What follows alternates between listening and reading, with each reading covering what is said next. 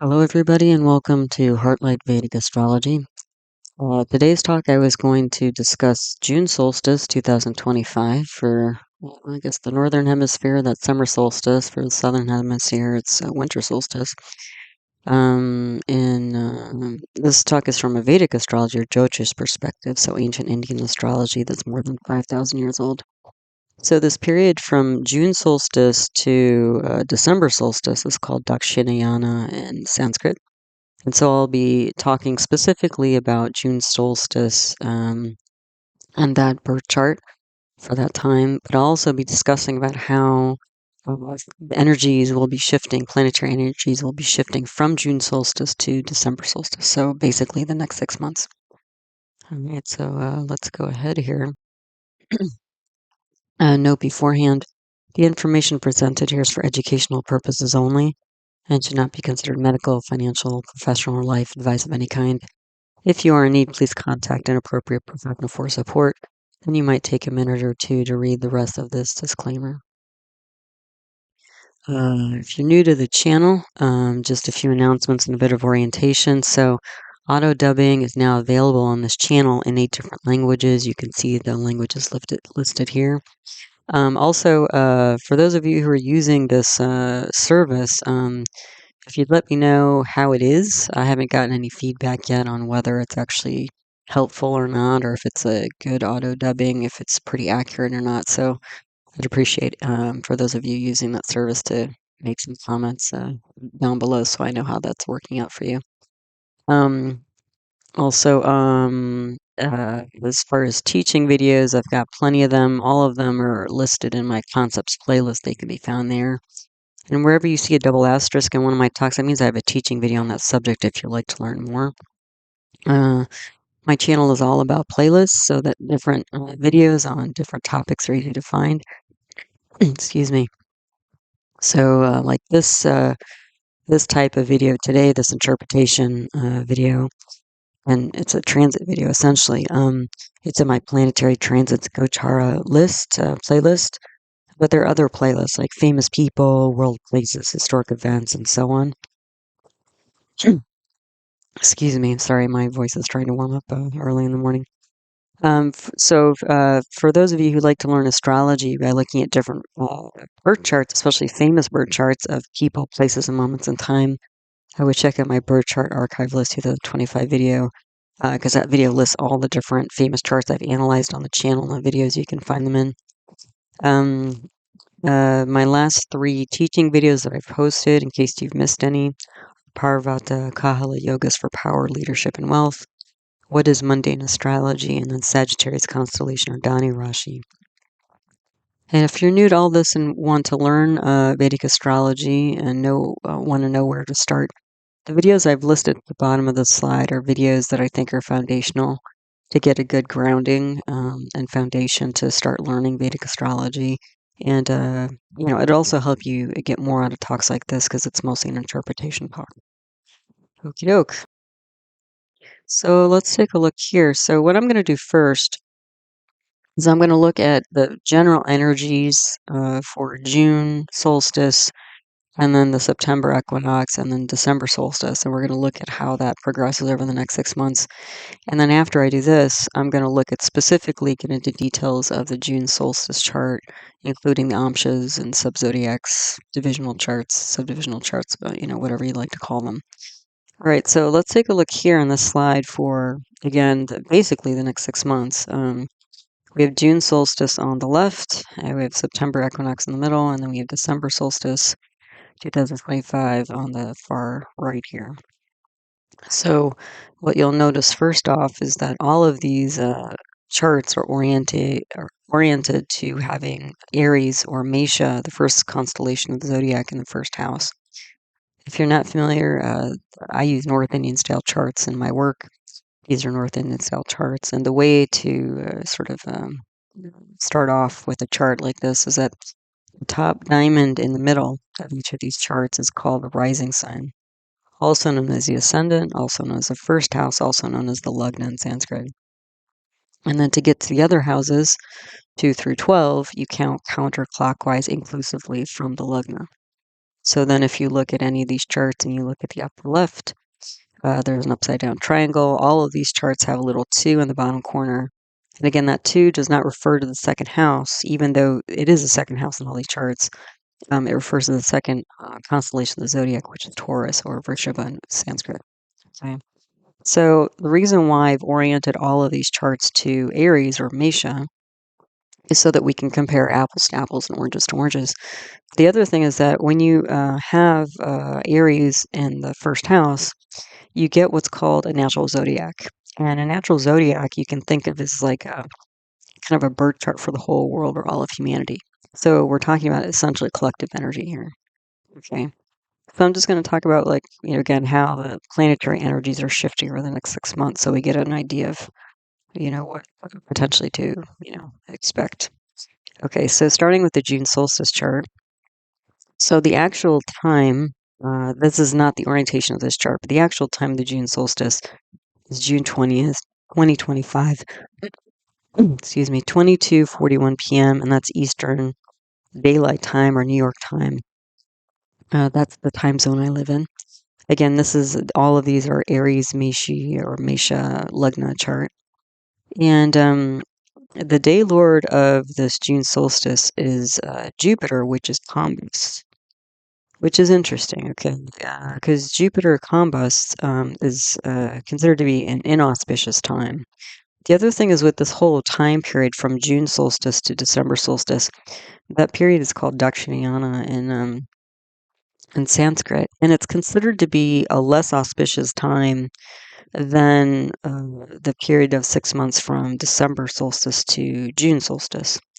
Because essentially, when we have summer solstice, like I think in the West, it's considered more of like a celebration time and that sort of thing, because it's sort of like the sun is at least in the northern hemisphere, is like highest, brightest. It's the longest day of the year and that sort of thing. But from a Vedic astrology, Jyotish perspective, basically what that means is that after today, after this June solstice period or moment in time, the sun is waning in energy. And just like for, in the practical mundane world, the sun is sort of is in many ways the center of the universe, and it helps things to grow and, that sort of thing. Um, uh, that when it starts to wane, the same thing happens, or actually the same is basically true for Jyotish. The sun is the center of Jyotish, Vedic astrology.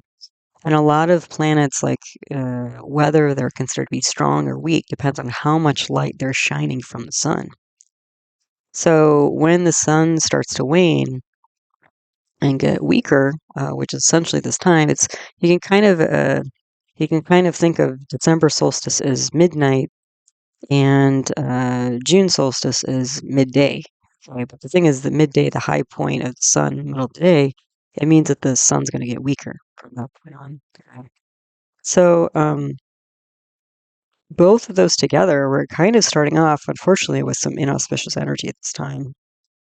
And Jupiter as a planet represents things like law and justice and balance, and we have a lot of different things going on which are indicating or which are kind of manifesting this energy.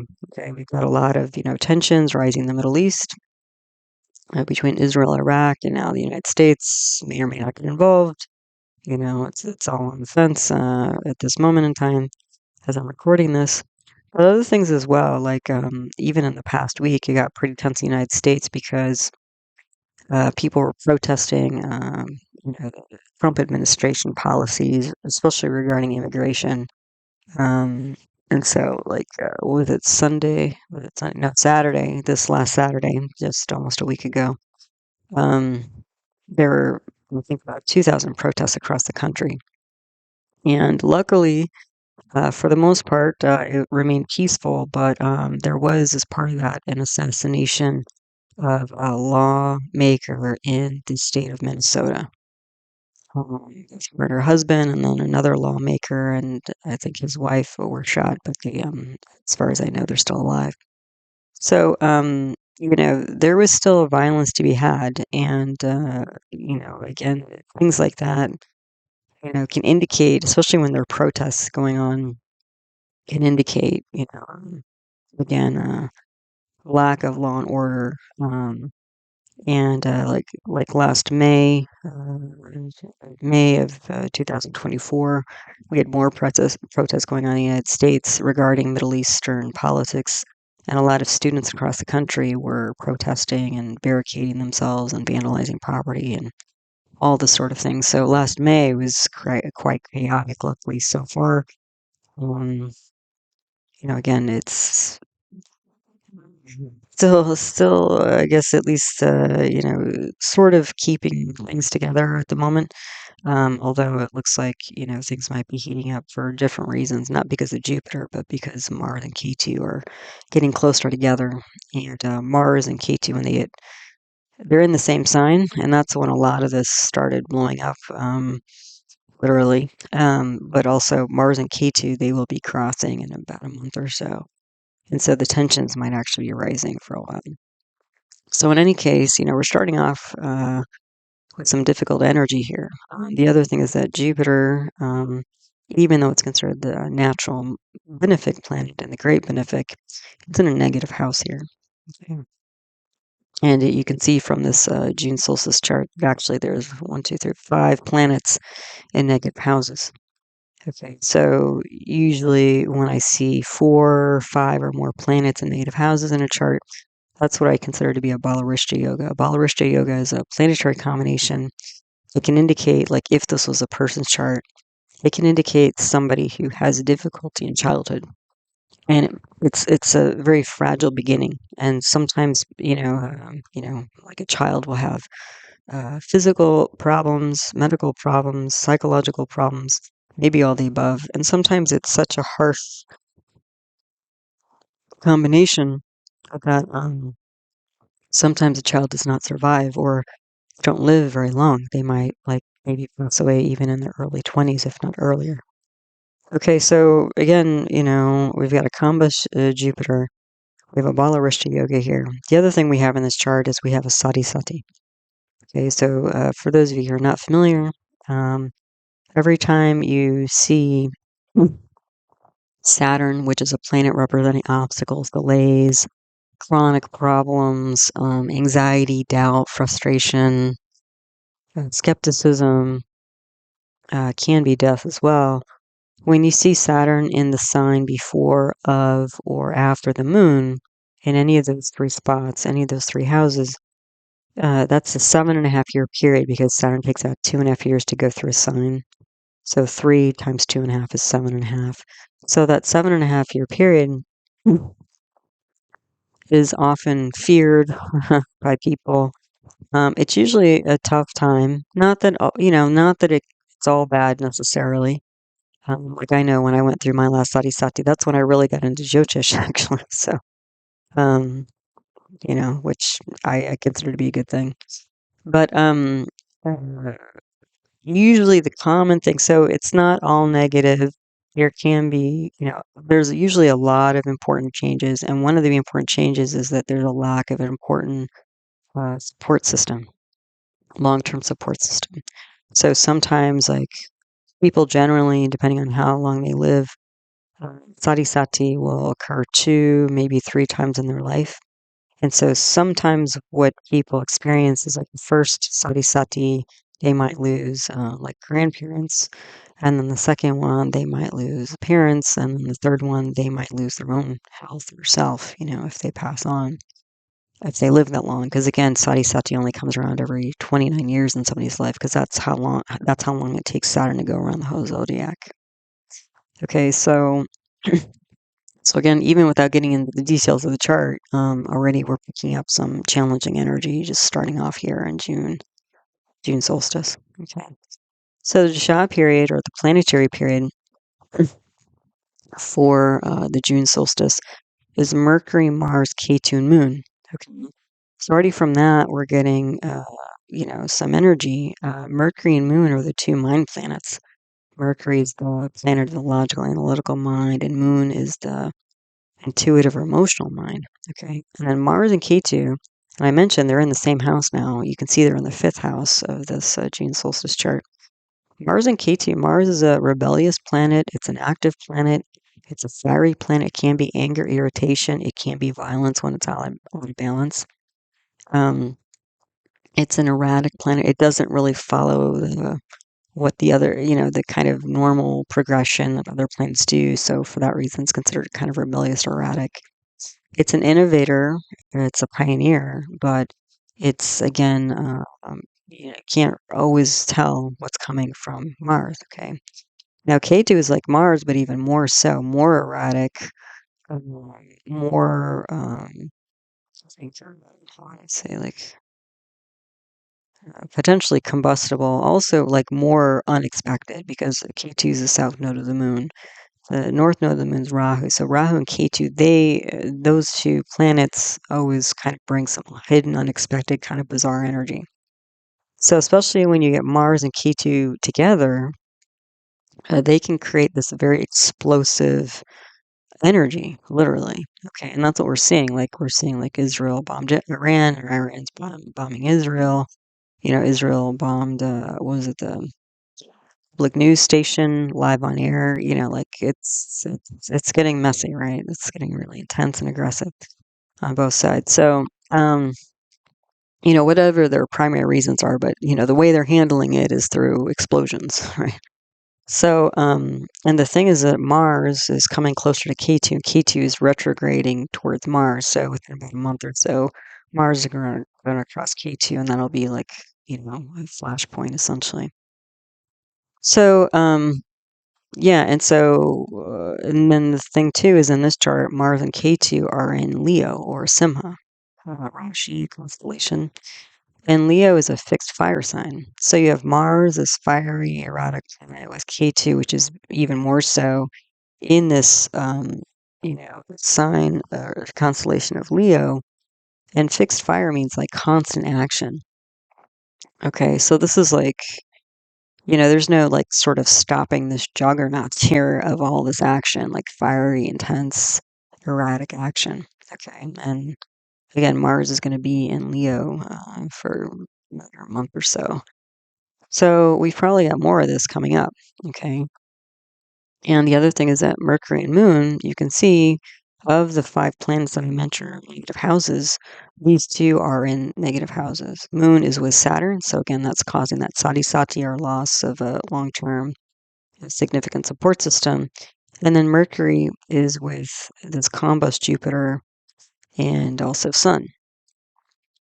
Okay, and Mercury, there's probably a little bit of strength to Mercury right now because it's in its own sign of Gemini in the third house. So it's going to be a lot of discussion. It's going to be a lot of going back and forth about ideas. It's going to be a lot about negotiations, even potentially, because Jupiter is there, and Jupiter also represents law, although Jupiter's combust. So Jupiter also represents things like balance and justice. And so when you have a planet that's combust like Jupiter is, you won't see the outer manifestations of Jupiter. Because when a planet is combust, it means it's so close to the sun you can't see it in the sky anymore with your eyes. So, but hopefully the deeper aspects of Jupiter will be present. So Jupiter also represents like wisdom, for example. So hopefully, like again, right now, it looks like they're still trying to probably negotiate, even though things are, heating up. So, yeah. But I would say with this, again, Mercury and Moon, mind, and then Mars and K2, like disturbance, like maybe even like a kind of an explosive type of energy. Okay. So then the Moon Nakshatra, a nakshatra is um, a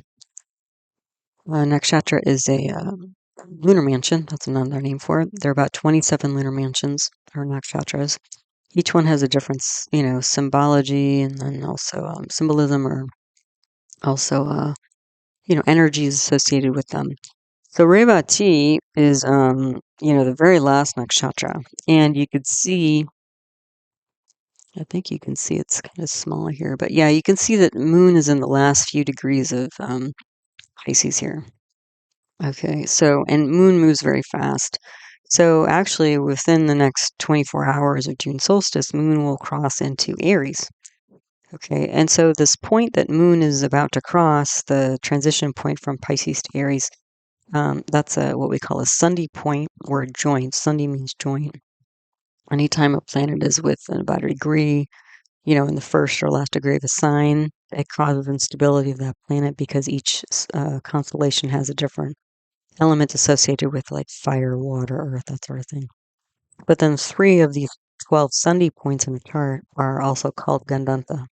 So Gandanta points are even more unstable because when you're crossing a Gandanta point, you're not only changing constellations and those energies, that energy shifting, but you're also transiting nakshatra. So it's a dual instability. And you can see the moon is transiting that point. So there's a lot of instability. Again, we've already picked up instability here, but even more instability with moon. And you can see Mercury is about to transit as well. Mercury is almost Sunday at 28 degrees, 16 minutes, 18 minutes. So, and the moon also represents the public. Okay. So, with moon and Saturn being the 12th house, it's going to be a lot of like anxiety and sadness and isolation, skepticism in the public mind or in the emotional mind. Okay.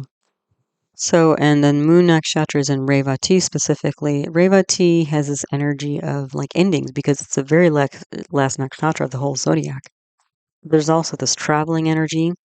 So there's like a international, kind of flavor here. Also because Moon is in the 12th house of isolated and foreign places or places abroad. So this could be again like an international issue, but also international public of being concerned about the current energies going on. Revati, at least Revati is a fairly gentle nakshatra. Revati is also associated with hospitality. But the thing is that it's with Saturn here. So there might actually be like difficulties with hospitality. And the other thing is that Mars is aspecting this moon.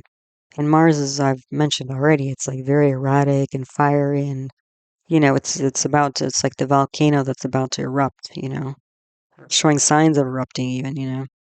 So Mars and Saturn, these two natural malefics on Moon, is hindering how much kind of hospitality, Revati energy that the Moon can broadcast.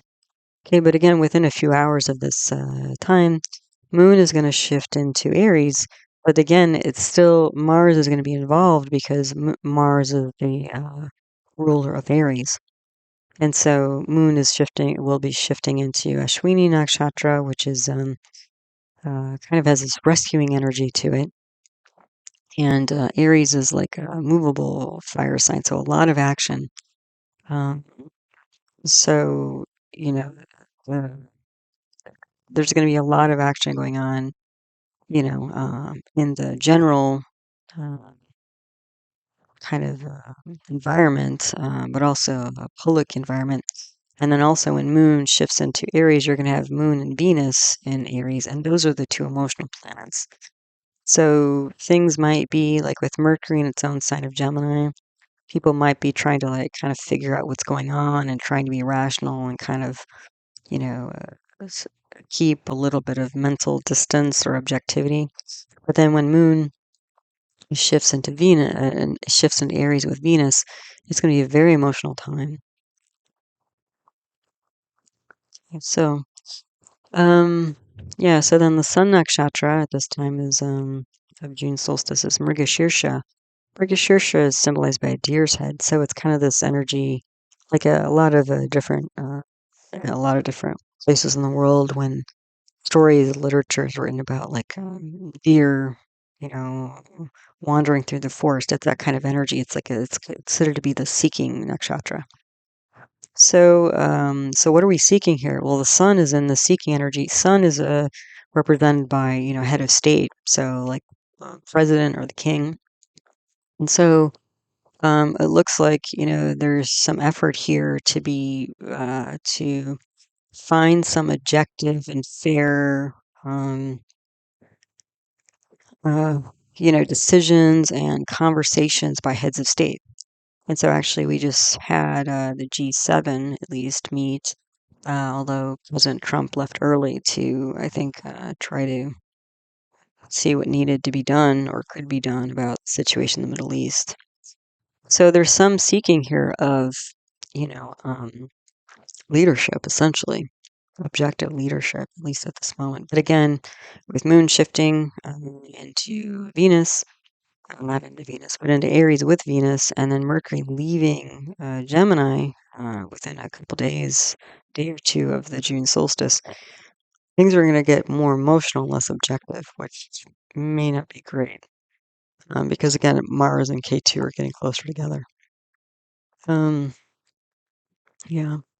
So a little bit more context in this chart here.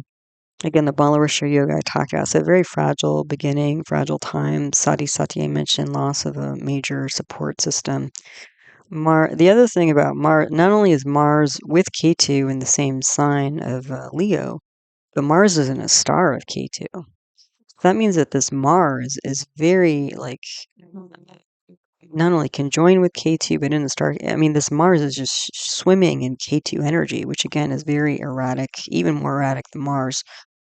Again, explosive and also like a separatist type energy.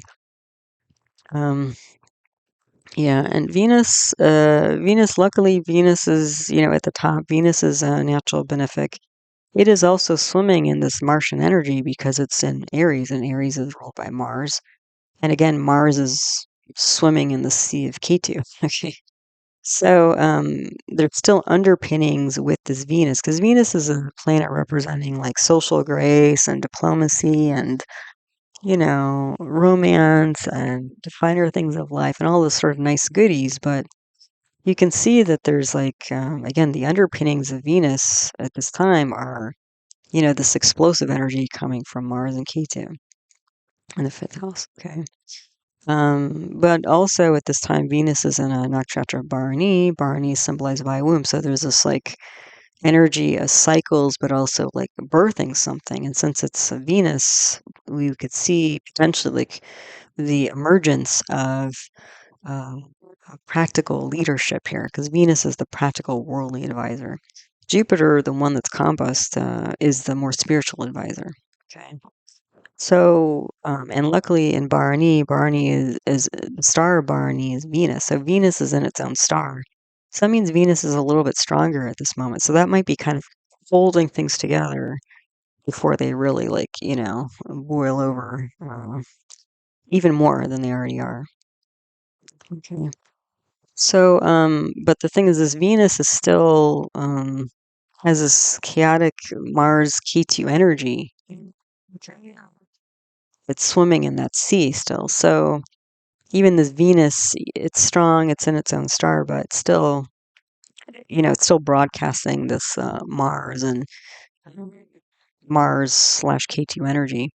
The other thing is with this, Venus swimming in this Mars K2 energy is that it's like, it's not gonna, this is not a Venus who's necessarily gonna like play nice. The practical advice here might be to, again, have a show of force, which has been happening. And this Mars and K2 in the fifth house represents like a stage potentially. And Mars and K2 can represent machinery. It can also represent technology. And so drones have been used and that sort of thing, all this technology to, send bombs back and forth. And then also, broadcasts, like, again, the news, because like literally the bombing that happened with the public channel in Iran, and then again the news of the assassination of the lawmaker in Minnesota in the United States. Like, a lot of this is being broadcast here. Yeah. So, yeah. So all this energy, we're looking at disruptive public leadership, energy advice. Again, the Venus is going to be potentially advising to, it's more of like a tough love, we're not going to take it anymore type of energy. as opposed to, let's really try to, it's not going to be like peace at all costs type of Venus, which it can be at times, yeah.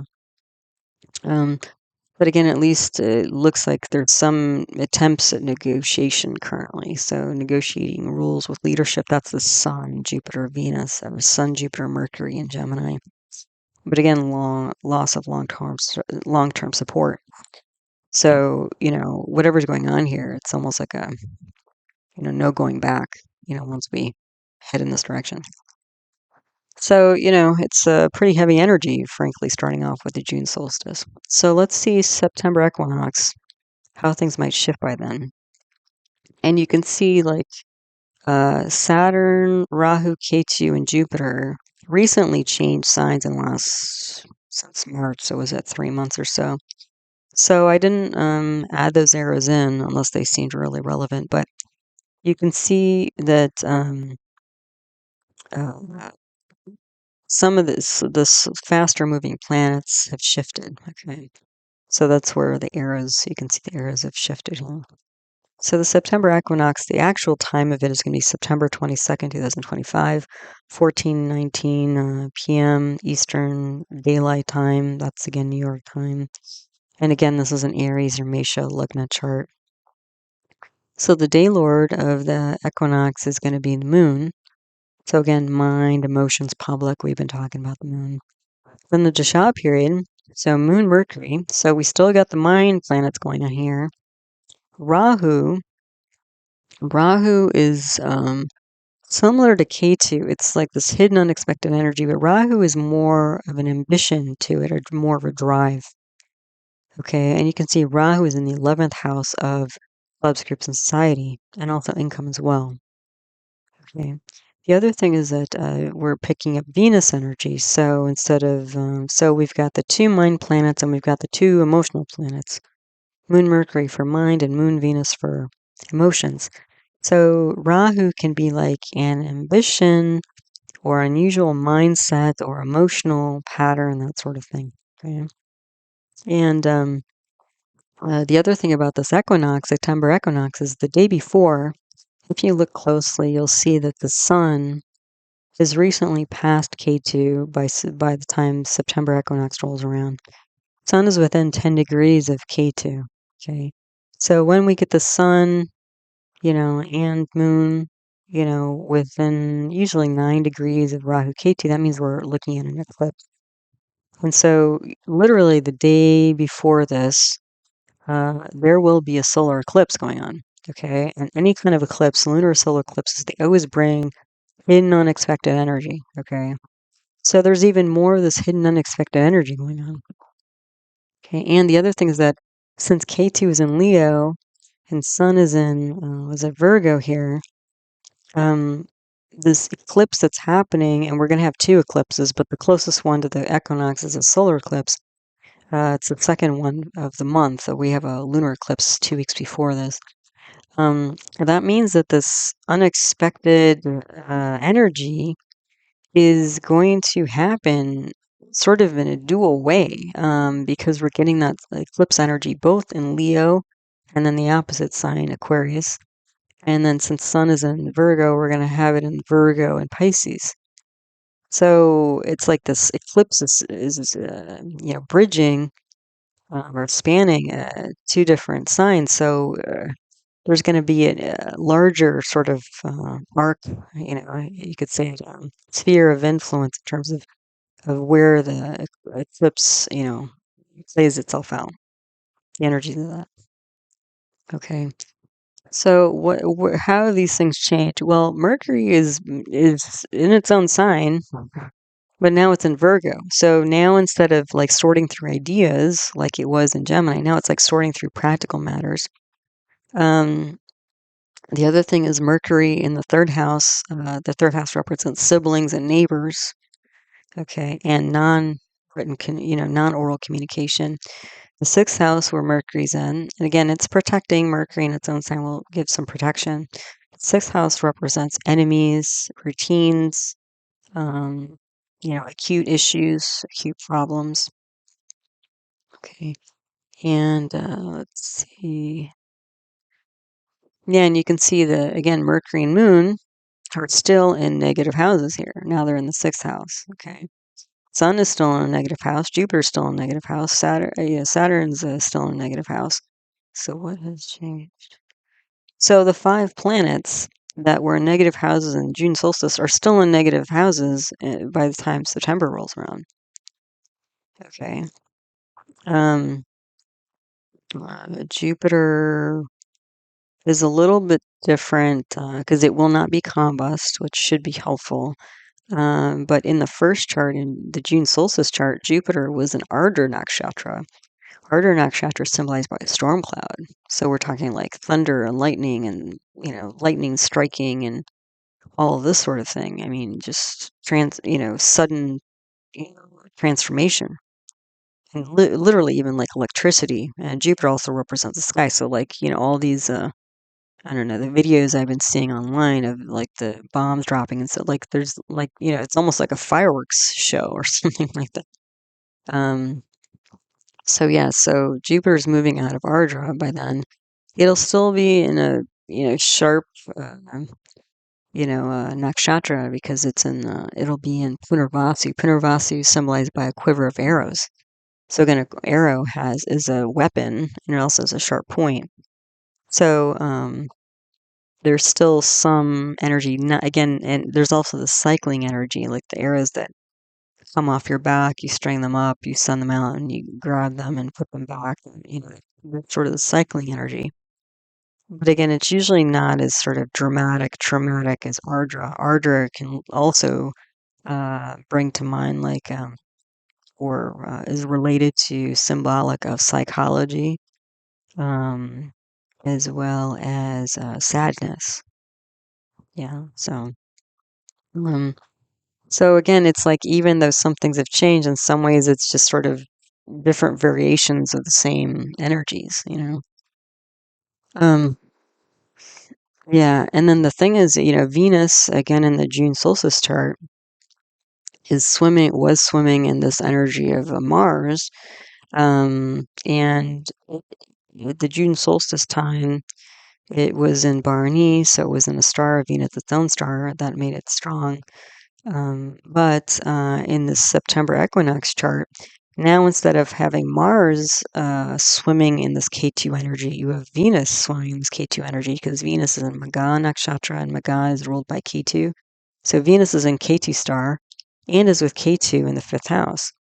So Venus again is the worldly counselor, and the 5th house also represents counseling. So and advice. So this is gonna be like very unusual advice. Like again, sort of a tough love type advice going on here.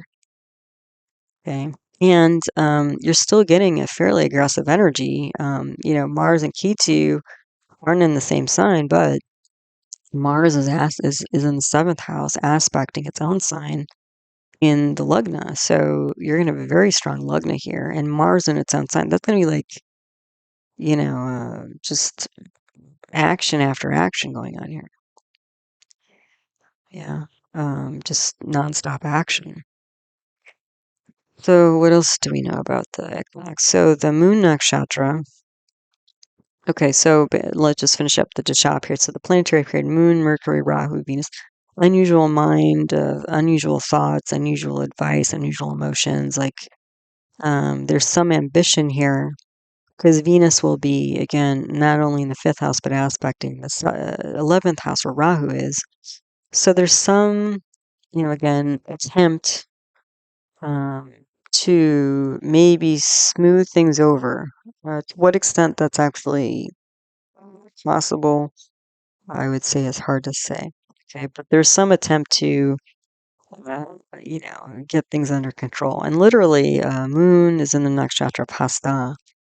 Hasta is symbolized by hand. So when you have planets or the Lugna in that area, there is this element of being grabby. Okay. So the moon in Hasta, it's like trying to get a hold of emotions, trying to, get a hold of the public, for example, taking control of these things.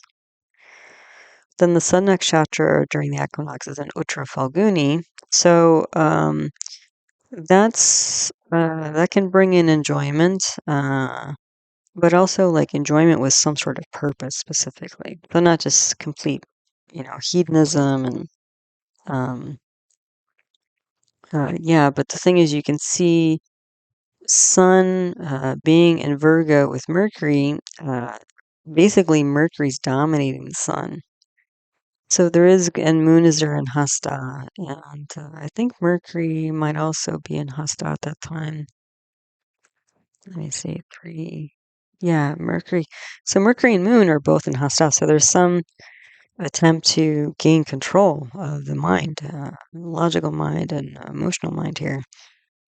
And then the Sun has just come out of Leo, where it would have been very strong. But again, you were going to have a fire planet Sun in its own sign with K2. Like that could have been, again, we're just past maybe, let's see, 10, probably during the first, I mean, I haven't looked too deeply at the, first eclipse that's happening in September, but I think that for September, 2 weeks before this, Sun would be in the Simha, Leo, in its own sign with K2. I mean, that's going to be like, wow, really pretty intense energy. So, you know, uh, luckily with Venus moving in there, that hopefully will be smoothing out the energies of that really intense, like Mars in K2, then Sun in K2, and K2 and Simha, Leo. Yeah. So,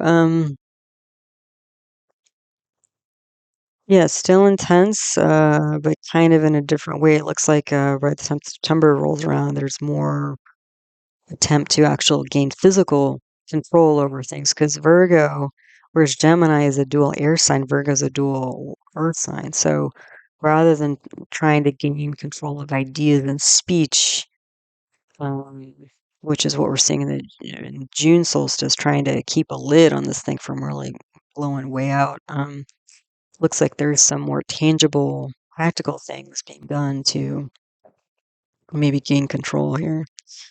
So we still have a Balarishta yoga, but we also have a solar eclipse, Surya Grahan in the September equinox.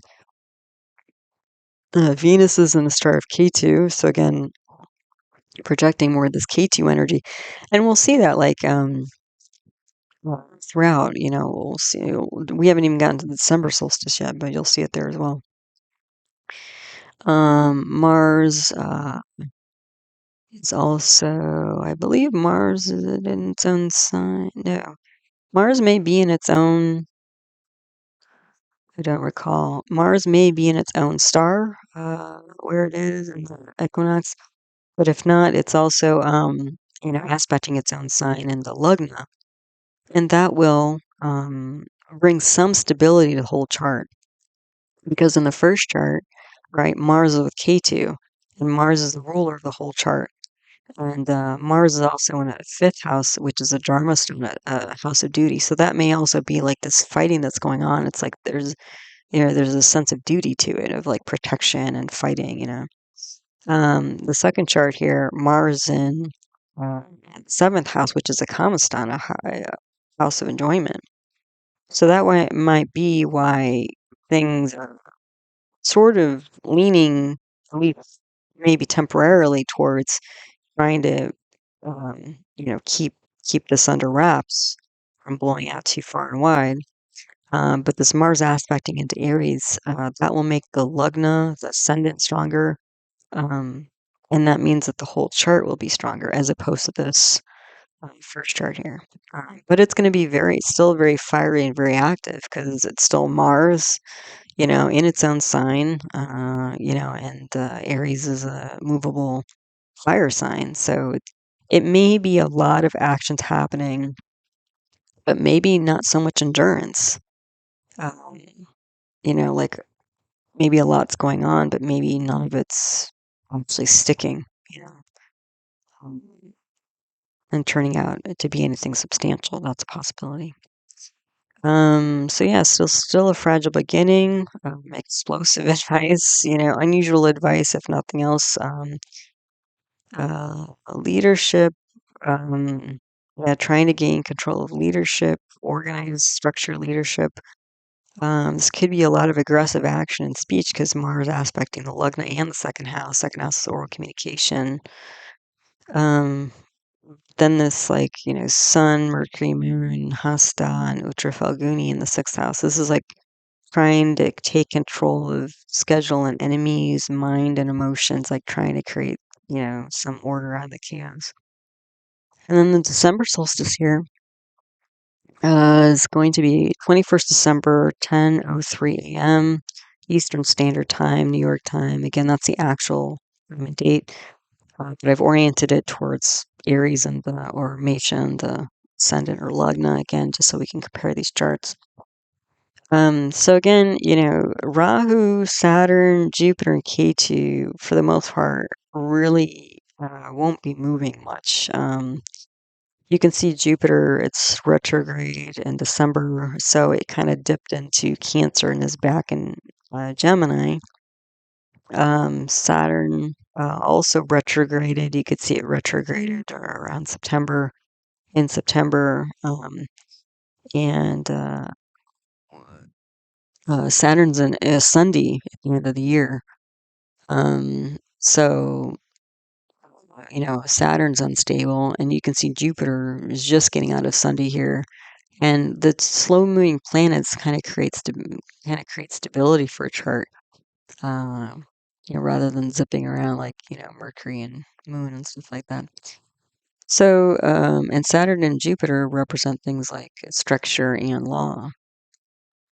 So again, it's signs. There were signs here that things were not really super stable.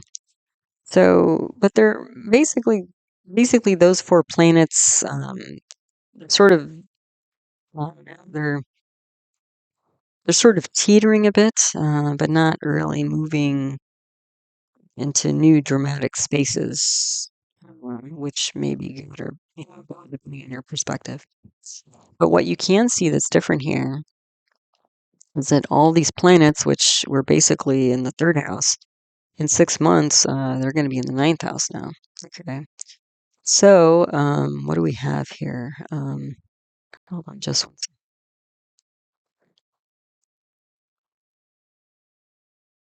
Okay, so sorry about that. So yeah, so this December solstice chart at the far right here. So the day lord is Sun. Okay, so again, we're picking up this like head of state type energy, leadership energy. And you can see the Sun is in the ninth house. The ninth house represents government, it represents authority, it represents religion, it represents institutions. But the thing is, and it might sound good that you have Sun in this ninth house, but when you have Sun in the ninth house, that creates what we call a karko. So that can indicate problems with sun-related matters. Okay, so again, president, king, head of states, essentially. Okay. So, luckily, though, it's in Sagittarius. Sagittarius is ruled by Jupiter, and this retrograde Jupiter will be aspecting here. So there'll be some protection, mostly of material things. But that also, Sagittarius is a dual fire sign. So, again, at these junction points here, June solstice, September equinox, and December solstice, we keep getting these fire planets and fire signs. So these are going to be, kind of very active times. And the thing is, Sun is there, Mars is also there. So you have the two fire planets in a dual fire sign. And because of their relative positions, you actually get a 5-9 aspect from K2. So you get K2, Sun, and Mars, in the ninth house. Mars is combust. Venus is there. Venus is also combust. Mars represents, action and, rebelliousness and that sort of thing. Venus, again, is the diplomat and worldly counselor. Moon is just out of combustion. The day before this, all those three planets, Moon, Mars, and Venus, would all be combust. So you can't see any of them.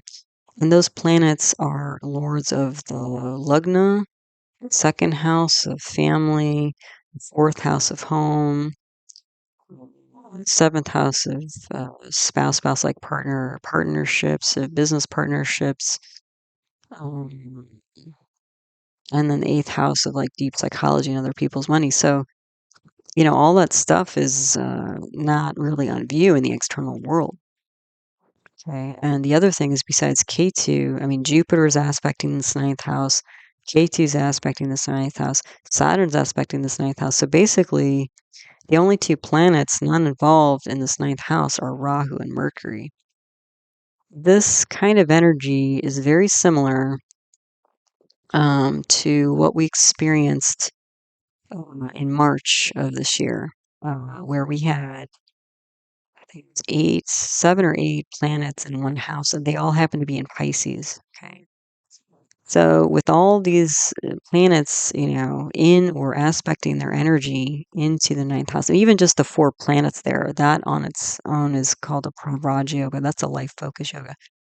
So, and these planets at this time, Mars, Sun, and Venus are in a nakshatra called Mula. Mula is symbolized by a bunch of roots tied together. Mula, the deity associated with Mula is a Nriti, which is a form of Kali, and Kali is a goddess of destruction, death and destruction.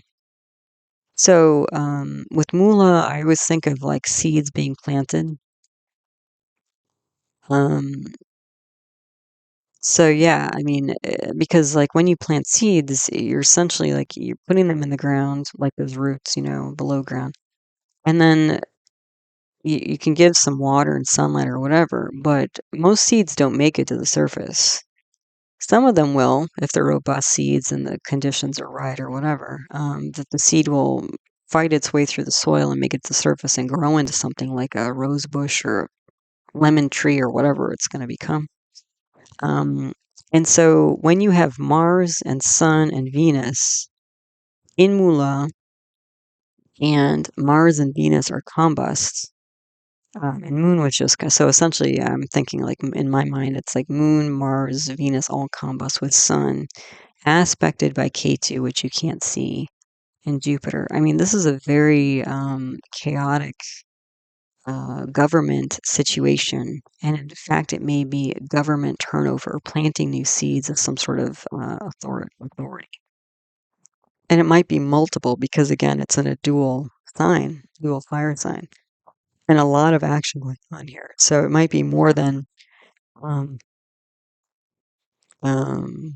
like this could potentially be something like division of territory, forming 2 new entities. I mean, that's a big claim, but I think the possibility exists in this chart.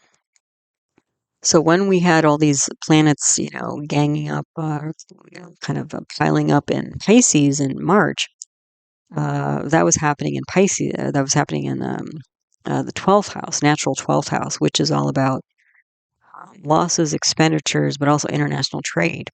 And that's when U.S. President Trump started, really developed all these ideas, presented all these ideas with really like hiking global tariffs with every country in the world, sometimes to astronomical levels. And then it caused chaos in the U.S. stock market and all this sort of thing. That's when all that was going on in Pisces. So at least we don't, and we had a couple eclipses with that going on as well. Luckily, we don't have eclipses during this December solstice, but I don't think we need it. I mean, we still have K2 energy. That's still going to bring unusual energy. And K2 is also aspecting the Lugna. So there's going to be some unusual shift and change to the physicality of the world here. So yeah, and again, trouble with governments and starting new governments, and the moon at this particular day, December solstice, December 21st. The moon is in Purvashada, so Mars, Sun, and Venus are in Mula nakshatra, but moon will be in Purvashada, which is a sorting energy. It's like a winnowing basket. So this will be the moon, meaning the public, the mind, the emotions, sorting through some sort of looks like a pretty, huge shift in terms of regulating bodies or authoritarian bodies. This could also be, since we're talking about this ninth house, this could also be like religious leaders, not just government leaders, but religious leaders. Whoever that might be. Like I was just reading in the New York Times that apparently the Dalai Lama, so the leader of the Tibetan Buddhism, is, I guess, his health is declining, and so he will be presenting for on his birthday. So I think it's July 8th.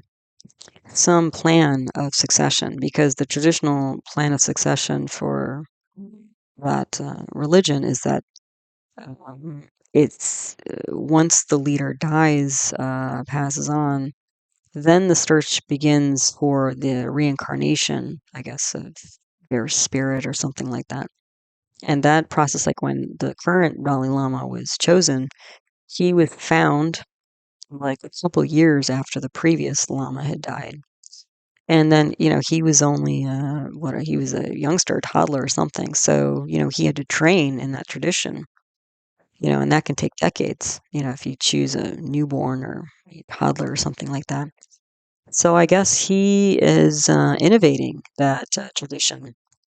Because the other thing is that, especially since that whole diaspora, is without a country, they're global, but they're still exiled from their original physical home in Asia. I guess he's feeling like, waiting, on 20 years of development for some new lama would not bode well for that community. So yeah, so we'll see, I mean, just, yeah, that may be part of what's going on here as well. Something like that, not sort of like a government, you know, uh, sort of reinstallation or reformation, with again this planting of new seeds, but also it could be like a religious leaders as well. So yeah, did I talk about everything? The sun again, we're picking up leadership energy. The dasha period. Okay, so how's the dasha period? Well, it's not changing too much here. I mean, every dasha period, June solstice, September equinox, December, so they've all picked up Mercury. So there's a lot of like decisions. Mercury represents decisions, planning, communication, deliberation, decision making. And then we started off with Moon, but then we moved into Venus for September, and we're still picking up Venus in December, and then Mars as well. So the thing what's interesting here is that Venus and Mars are combust. So again, the worldly leader, but also the kind of, you know, commander in chief of the army. This could also literally represent men and women. So it looks like there's some defense of people here, in terms of this new installation of government, whether it's the division of territory or separating. There's some sort of separating energy um, of people. Like, because the moon is there, that's the public, and Venus and Mars, men and women. Like, yeah. Moon, I mentioned Purvashada, so the sorting emotionally, publicly, these things, these administrative things going on here. The other thing is that, again, this might also be religious, because we have Saturn aspecting the ninth house. That can represent like traditional religion. Jupiter is aspecting the ninth house, and Jupiter is more general spirituality. Ketu is also aspecting. Ketu is also, in its more positive form, it's not always negative, but the more positive form might be like spiritual seeking. And so the other thing is that, again, whether it's literally in the context of some religious institution, which it could very well be, um, this could be, people looking for some solace here. Because again, Mars is combust, and Mars is the ruler of the whole chart. And then K2's aspecting here. So there's going to be some unusual, unexpected energy. So again, we're kind of starting with that energy. Mars and K2, but it's still slightly contained in the beginning.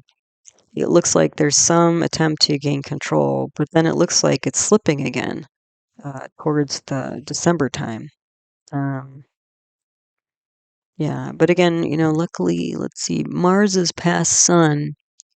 It's what, 5 degrees? So probably a week or two after this, so maybe more into the new year, like January, is when Mars is going to come back online, and come out of combustion. And so it'll be stronger. The other thing is that once Mars passes, oh no, sorry, once Sun moves out of Sagittarius, then we're going to lose this K2 5-9 aspect. And Sun is how far along? Not too far along. So it's probably going to be about 3 weeks for both Mars and Sun to move out of this Sagittarius ninth house position. And then we'll kind of see, then the smoke will clear and the dust will settle. And then we'll see what we're really working with now. Because then Mars will be in its exaltation position in Capricorn in the 10th house of daily activity. Yeah, so what else do we have here? So Sun, pravraja, that's the life focus of 4 planets in the 9th house. So there's a lot of energy going to 9th house matters. Sun's karako, bhava, nasha, again, problems with leadership, head of state. And this is the thing. So again, Mula is that whole nakshatra is ruled, is in the star of Ketu. So we keep picking up this Ketu energy, like in all 3 of these charts. So Venus, Mars, and Sun are all in the star of Ketu. And Ketu is a 5-9 aspect. I mean, Ketu is like really influential right now. And that's why things seem like really bizarre. I mean, everybody I'm talking to, they're like, wow, this is happening and this is happening. This is strange and this is strange. And that's a lot of, it's almost like a low grade. I mean, not when Mars is going to cross K2 or, K2 and K2. That's the thing is, in this December chart, like K2's at 18 degrees, 29 minutes, and Mars is at 10 degrees, 36, I think. And then the Sun is in 5. It's like so small I can barely see it now. But yeah, I mean, before the 3 weeks is up, when Mars and Sun are out of Sagittarius, they have to cross this line of K2. And so things are gonna like, explode again, potentially, and that might be literal. So unfortunately, so a lot of K2 energy going on right now. And then we have a combus Venus and Mars. So, again, where in the beginning we started with the combus to Jupiter, now we're going to combus Venus. So again, Jupiter is the spiritual advisor and Venus is the worldly advisor. So it's still, we're sort of, ending a bit on very transformative energy here. Pretty intense energy. So this would give like unusual difficulty with leader, government, maybe even father, because the ninth house is also like a guru, like a mentor, teacher, also father potentially. But defensive speech, I would say here, or even destructive speech, because Saturn's aspecting the second house, and also Mercury's aspecting the second house.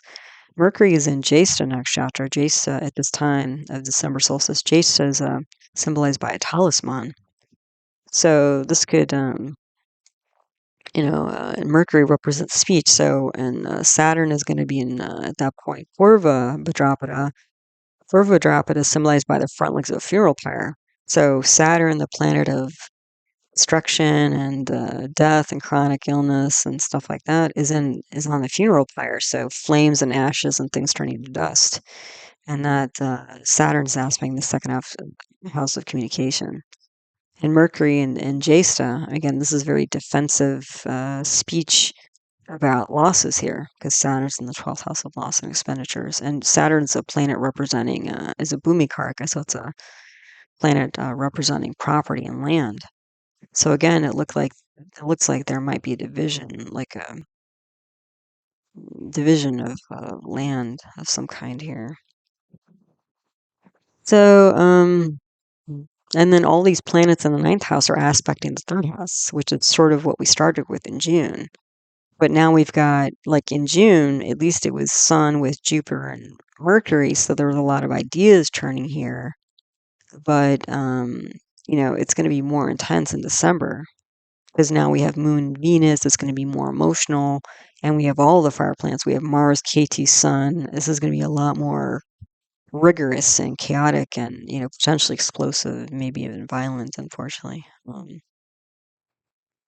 Yeah, so, and then Mars, and well, that's the other thing too, is probably there's some laws, new sort of laws or divisions. The division is also involving like a ideological separation because all these planets are aspecting the third house where Gemini is, and Gemini is a dual air sign. That's all about ideas. So yeah, so it looks like it's going to be a bumpy ride for the next 6 months, unfortunately. So, but looks like some new beginnings are happening. So anyway, what I was going to do now is look specifically at the June solstice chart, the actual chart at the exact time at 22:41 p.m. Go into that chart and then look at the subdivisional charts. Okay, so now we have here June solstice 2025, the exact time. So it's June 20th, 2025, 22:41 p.m. Eastern Daylight Time or New York time. And yeah, so what can we see right off the bat? Well, again, we have another Balarishta yoga here. We have 1, 2, 3, 4, 5, 6 planets in negative houses. So again, fragile development, fragile beginnings. The day lord is Venus. The hora lord or hour lord is Saturn. So Venus is diplomacy, and Saturn, you could see, is in the third house of neighbors and siblings here. Okay. So there might be some diplomacy with neighbors, siblings, that sort of thing going on here. Venus is in the fourth house of home, also family lineage, also mother, also education. Um, and Venus is, let me see, I believe, in Bharani. Yeah, so Venus is in its own star. Bharani nakshatra, again, that's the womb, so cycles and things like that. Venus is in its own star, so that gives it strength. It's also has Digbala directional strength. That also makes it strong. And Moon is Digbal as well. But Moon is Karko Bhavanasha. So you have an exaggerated Venus here and an exaggerated Moon here. Those are the two emotional planets. Okay. And those two, and you can see those two emotional planets are in the Kendras, the four houses in the middle. So if this was a person's chart, this would be quite somebody who is quite emotional in nature. Um, and let's see, yeah. So so the Dasha period, we're picking up more of this Venus Saturn energy. We have K2 Rahu, which again, unusual, hidden, unexpected energy with Saturn and Venus. So there's going to be unusual, sudden kind of diplomacy regarding home, it looks like, because again, this keeps bringing us back to Venus. It could also be because Venus is aspecting its own sign in the 10th house, and the moon is as well. So it can also be picking up daily activities. And Venus, again, in its own sign of Libra there. Libra usually represents like a marketplace, but it also, it's a movable air sign. And Venus, again, is a counselor. So this could be like developing some sort of business that's related to the arts, because Moon and Venus represent the arts and aesthetics. But again, you also have Jupiter aspecting Venus and Jupiter, both aspecting Libra in the 10th house. And those are the two counselors, the worldly counselor Venus and the spiritual counselor of Jupiter. So it looks like there's some sort of counseling going on here. Rahu and Ketu, Rahu's in the second house of oral communication, family, assets, and Ketu's in the eighth house of deep psychology, other people's money, and also long-term chronic problems. So again, it looks like there's some effort here to try to um, protect or rescue, I would even say, because Moon is an Ashwini. There's some effort here to protect or ameliorate some issue, emotional issue. Um, yeah. So then this Dasha period is going to switch from Ketu, Rahu, Saturn, Venus to Ketu, Rahu, Mercury, July 22nd. So we're moving away from this more emotional energy of Venus to Mercury, which is more a rational, logical planet, and then also Saturn. So the kind of restructuring, anxiety-provoking energy that Saturn tends to bring. So, and Mercury is in its own sign of Gemini in the sixth house. So this could be a lot of talk and discussion regarding leadership and also enemies here, because the sixth house represents enemies. So this could be trying to gain some sort of mental balance or decision or negotiation going on here. Sun is in Mrigashirsha energy, so again, that's seeking energy. Jupiter's in Ardra, but combust, and Mercury is in Purvasi. So going back and forth with talks and ideas, trying to bring justice about leadership. Okay, but again, I think it's related to this Rahu Ketu energy. That's associated with Mars, because Mars is with K2, conjoined with K2 in Leo in the eighth house here. So Mars with Rahu and K2 again can bring like obsessive compulsive you know, energy, and when you have Mars in the mix, it's going to be like even more obsessive compulsive, energy going on related to speech, especially, but also related to deep psychology. So Mars and K2, I've been talking about, that's kind of an explosive, separatist type energy. This is not a comfortable mindset going on here. It's like it's like a trying to distance or separate or that sort of thing, kind of energy going on. And then you have Saturn aspecting the fifth house of intellect, which is ruled by Venus. So again, we're getting this kind of what do we say? A bit of, again, destructive mindset here. Now, luckily, or not, so the thing is, the Lugna is in Capricorn. Capricorn's ruled by Saturn. Saturn's in Uttar Bhadrapada nakshatra. Uttar Bhadrapada is the back legs of a funeral pyre. So this can be like trying to bring order to chaos. Okay. And the nakshatra, the Lugna nakshatra is in Shravana. Shravana is about like oral, long-standing oral traditions, that sort of thing. Deities associated with Shravana are Vishnu, the preserver, and Saraswati, the goddess of education and arts. So there's a lot of like storytelling, energy associated with this.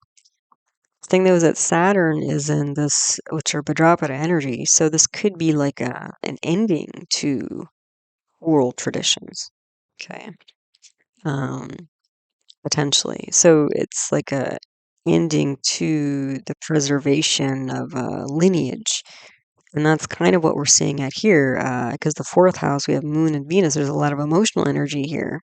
It's like you could even see it as like the motherland, potentially, because not Moon and Venus, Moon represents mother, but the ruler of the fourth house is Mars, and Mars is in this with K2 in the eighth house here. There's like a thought of dissolving um, this lineage, literally maybe of it can be a physical lineage, like a literally land or property or home, but it could also be the emotional lineage as well.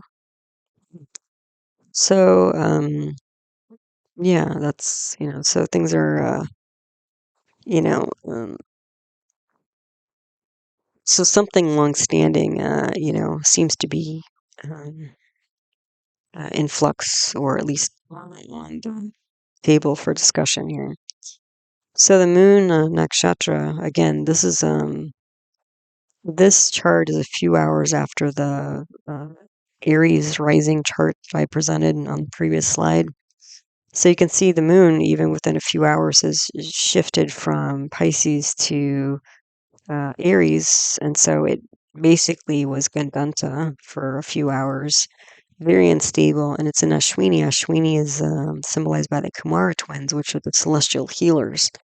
So there's this kind of rescuing energy associated with Ashwini. So it's like trying to rescue people, the public, moon, symbols of the moon, mother, mind, emotions, that sort of thing. Okay. And the Sun Nakshatra is in Mrigashirsha, so they're seeking energy, again, seeking leadership here, to, again, possibly preserve, but also like possibly end the preservation of a long-standing tradition. Okay. We still have the Sati Sati here. We still have a Balarishi yoga here. So Sati Sati will bring loss of a long-term support system. Balarishtas, fragile beginnings.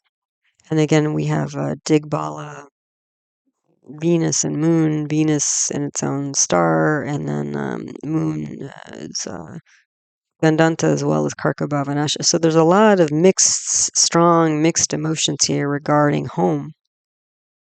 And then also the daily actions need to be taken to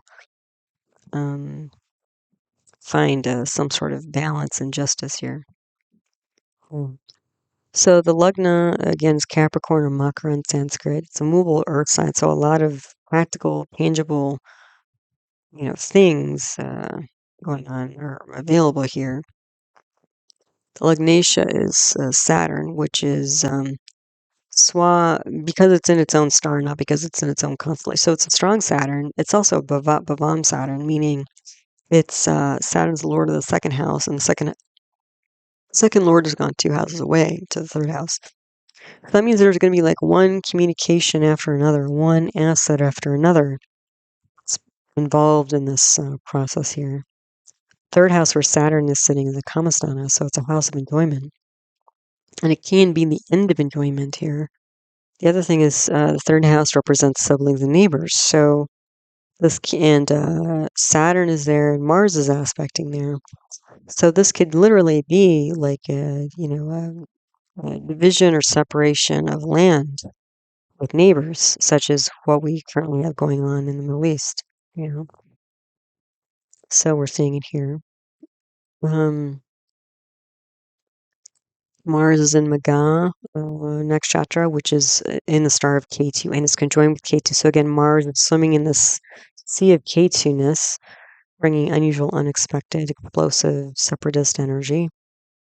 So when you put this together, especially when Mars and Ketu are in the 8th house, an angry, aggressive mindset, and then aspect in the second house, repeated, abrupt speech and actions, all this Rahu, Ketu, Mars, Saturn energy is like engineering, military leadership, siblings, neighbors, property, disrupting, resetting things, endurance, forceful, ambition to disrupt an inner circle here.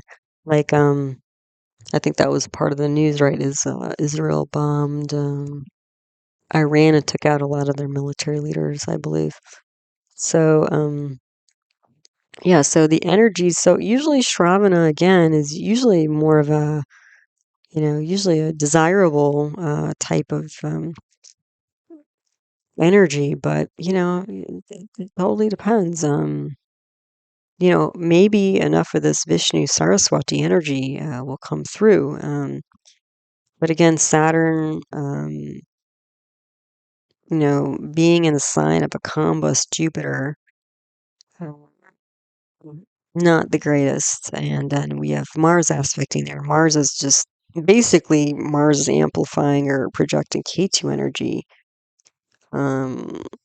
So it's not the most stable, and the Saturn is in the Uttar Bhadrapada energy. And the thing is, it's going retrograde soon, in the not too distant future. And so it's going to back up into Purva Bhadrapada. So it might be that, this, whatever has been preserved for a long time, that's a very emotional issue, clearly is like, it might be going up in smoke, literally. So, yeah. Yeah, so it's again, very emotional at the core, whatever this issue or time period is, or if this is a person, very emotional person, very interested in home. But it just seems like there's a lot going on periphery that's um causing disturbances. And again, it looks like the mindset is to separate, like maybe the reason to separate is to preserve the home, preserve the emotions, because the fourth house is also happiness, preserve like emotions, you know. Um, yeah, so let's see. So we have different yogas here, planetary combinations. We have a kahala yoga. Um, that's the Lugnatia is Saturn. Saturn's in Jupiter, in a sign of Jupiter, which is not strong, but Jupiter's in a sign of a Swan, Mercury. So that brings basically the dispositor of the Lugnatia, the ruling planet of the chart, is strong. So that actually brings some strength to the Lugna. We also have an Anafa lunar yoga here, um, which I don't know how much strength that brings because the planet creating that Anafa yoga is Saturn. So that might bring trouble. Then we have a Kuja dosha, Mangalic yoga here. That's because Mars is in the eighth house. That indicates trouble with relationships, which again, you would already surmise because Moon is Karko Bhavanash in the fourth house. So there would be trouble with mother because of that. We have a Kala Sarpa yoga here, which brings ambition. So all this together brings strength, but emotional trouble, problem with the relationships, ambition, difficult beginnings, long-term loss of long-term support system. Also, the chidra grahas here, plants of vulnerability, moon, which is probably not surprising here. A sense of home, not just like a physical home. I think that's part of it, but also emotional home. Sun, leadership, Jupiter, balance, law, justice, fairness, and Mars. So the two leadership planets bringing, you know, um, balance to the public. You can see here emotions, public leadership, law, justice, diplomacy. You could even see it literally like more close to home, like Moon is mom, Sun is dad, Jupiter's children, Mars is siblings, like the immediate family, which again, it's challenged here. You can see with this Mars aspecting Rahu in its second house of family in that circle. And then Saturn and Mars in the third house of siblings, Moon, Karkabhavanish in fourth house, and then the Saturn's aspecting the fifth house of children. So you could see like, a lot going on with relationships. So in terms of money stuff, the yogi for this chart is Moon, which we already know is exaggerated, and Avi yogi is Mercury, which is, Swan, the sixth house. So, I guess that's yeah, it looks like, loss through enemies, essentially. Financial losses through enemies. And then duplicate yogi is also Mercury. So there might be gains and losses through enemies, in terms of finances here. Then the second house lord is Saturn. Rahu's there in Purvabdrapada. So unusual, losses. And then aspect by Mars. And then it combust Jupiter, yeah. Okay. And Jupiter's an Ardra, so again, the storm cloud. So, I mean, you have three malefics, natural malefics in the second house. I mean, that's going to, and then Jupiter and Ardra, which is Kamba. So, loss of investments, disturbance of inner circle and assets, impulsive, sad, shocking speech. We keep getting plenty of that in the news these days. And then, also internet, online networking. I mean, this could literally even be like again, the attack that happened literally as a newscaster was going live on Iranian TV and stuff like that. So we're seeing that here. Third house lord is Jupiter. Saturn's aspecting Mars. So again, that's going to bring engineering and land, and leading, um, how would I say, like leading the organized dissolution of land, which, in for neighbors and siblings. And again, when we're talking about countries, we're talking about like neighboring countries. And I don't know. I don't know how other people see it. I know that a lot of people, create a lot of have a lot of in their minds, maybe in their hearts as well, like division and barriers between people. But I don't know. It's more of a like a biology based person, I guess. I'm just like we're sort of all cousins, aren't we? I mean, when you live that close to people, it's like the gene pool. There's some overlapping genes. So I don't know. I kind of see neighboring countries as sort of maybe not always siblings, but cousins at least. So there's relationships there that may not always speak to national identity or national land rights or boundaries and stuff like that. But there's always cross pollinators, right? So, in nature. So anyway, yeah. So organized dissolution of land. It could be in the third house here. Neighboring land. Fourth house lord is Mars. Again, we have a Digbala, Karko, Bhavanasha moon, and Ashwini, exaggerated moon, and Venus and its own star in Bharani. Again, there's some sort of disruption going on here at home. Happiness, mother, chaotic emotions, um, some level of aesthetics and arts here. This could even be somebody who like leans on that, like leans on artistic pursuits or creative pursuits to um, help them deal with all this chaos that seems present. Some effort to preserve the past, and or let go of it. I could see it going either way, actually. I mean, because Shravana will usually bring like preservation energy, but again, the Saturn is in Uttara Bhadrapada, going retrograding back into Purva Bhadrapada, and it's aspected by this K2, infused Mars. And Mars is the lord of the fourth house. So, it might be trying to stay calm, and find something to soothe the nerves, considering all this chaos that's going on. That's what it looks like. Um, yeah, but you can see also like Moon is lord of the seventh house. So that's going to bring seventh house issues to the fourth house. Seventh house is a spouse-like partner, business partners. And Venus is lord of the fifth house of children. And it's also lord of the 10th house of work. So again, like,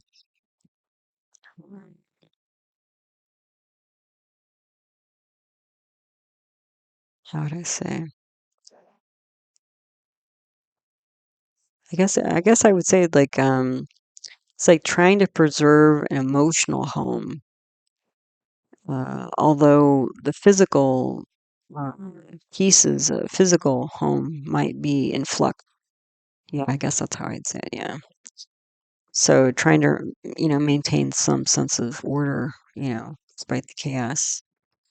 The fifth house lord is Venus. It's aspected by Saturn. So objective loss of counsel. The fifth house is counseling, romance, kids, art, creativity. There is a Shubhakartra yoga. Yeah, there's natural benefic planets on either side of the fifth house. So even though Saturn's aspecting there should be some protection and support for fifth house matters, which is nice. But yeah, let's look at the other houses too on the next slide. So then the sixth, everything on the left is the same, just the notes on the right are different. So the sixth house lord is Swam, Mercury, and Punarvasu. This is thoughts and ideas and talk going back and forth, like negotiating, basically. And if you saw my monthly video for June, two of the three, I usually do three famous charts every month for the monthly video.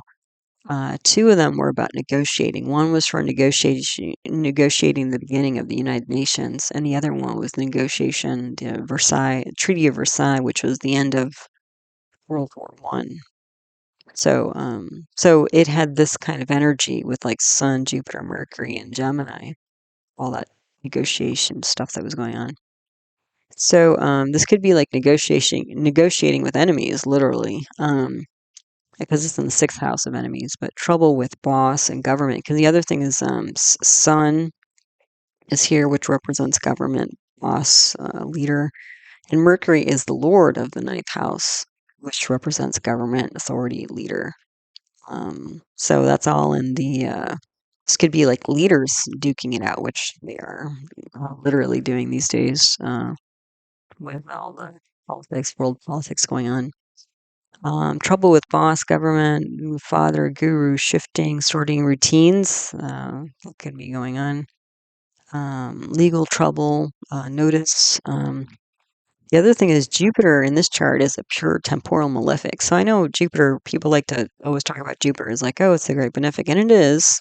Um, but Jupiter is the lord of two negative houses in Capricorn rising chart. So the third house and then the 12th house. So it's actually kind of a good thing that Jupiter is staying in a negative house. So it doesn't bring that negative energy from the third house and 12th house into positive houses. So there may be some, again, attempt to salvage talks and losses of things and activities that have gone wrong.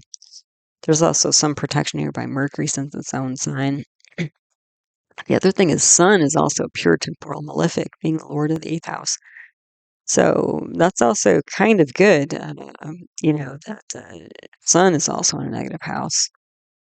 So there's a lot going on here. Trying to sort things out in some sort of logical way in the sixth house, which is, at least a good attempt before, again, Mars and K2 cross, see how that goes. But essentially, the Sun, Jupiter, Mercury combination in the sixth house is like leadership on the hot seat, trying to sort through all these ideas and practical actions and deal with all this, like, potentially destructive energy that's swirling about. Then the seventh house lord is Moon. Again, spouse, partners, is focused on work, because the Moon is the lord of the seventh house. So this could be that, again, spouse trying to save, trying to rescue things, especially related to work. Also saving people because it's with Venus. And then there is this, like, there is a lot that the partner's up against because we have a Kartari yoga around the seventh house. We have natural malefics on either side of seventh house. So it's going to have partners having difficulty and partners having to come up against obstacles, or people involved in whatever this negotiation is going on are having trouble coming to some sort of positive resolution. In the eighth house lord is Sun. It's a natural, temporal, not a natural, it is a natural malefic, but it's also a pure temporal malefic in this chart. With Mars and K2, K2's an Uttara Falguni. So again, trying to resolve long-term problems. Because again, the Sun is bringing eighth house energy of long-term problems into the sixth house of short-term acute problems.